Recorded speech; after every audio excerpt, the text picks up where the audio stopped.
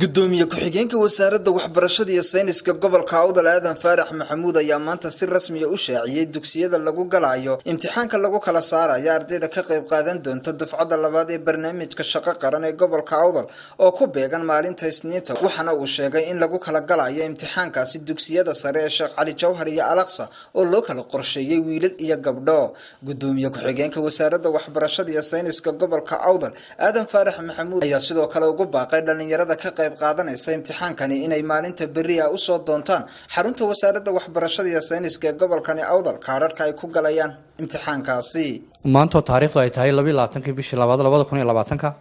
waxaan halkan ka diraynaa xafiiska wasaaradda waxbarashada iyo sayniska gobolka Awdal ogeysiis aan u dirayno ardaydii iska diiwaan gelisay mashruuca shaqo qaran la yiraahdo ama national service-ka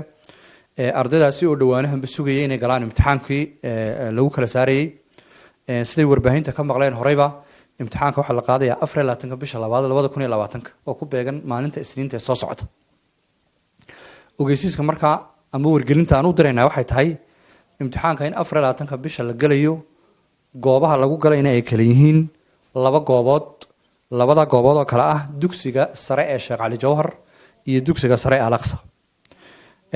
labadaasi goobood ardayda waxa laga rabaa inay yimaadaan maalinta 24 bisha ah 7 subaxnimo. labada goobood waxay ugu kala galayaan ardaydu goobta Sheekh Cali waxa ku gali doona ama dugsiga sare Sheekh Cali Jawhar waxa ku gali doona wixii gabdha ah ardayda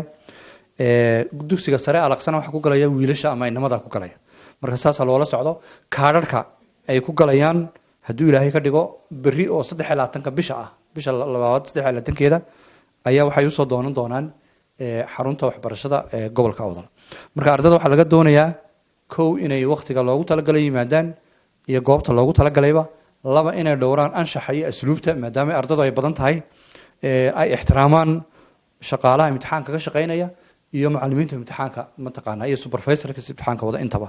imtixaankani loo fariisanayo maalinta Isniinta ayaa noqonaya dufcadii labaad ee ka faa'iideysan doonta barnaamijka shaqo qaran kaasoo uu hindisay madaxweynaha qaranka Jamhuuriyadda Soomaaliland Mudane Muuse Biixi Cabdi ayaa sidoo kale noqday barnaamij lagu guuleystay. waa Cabsalaan Saha warbaahinta qaranka Soomaaliland magaalada Boorama.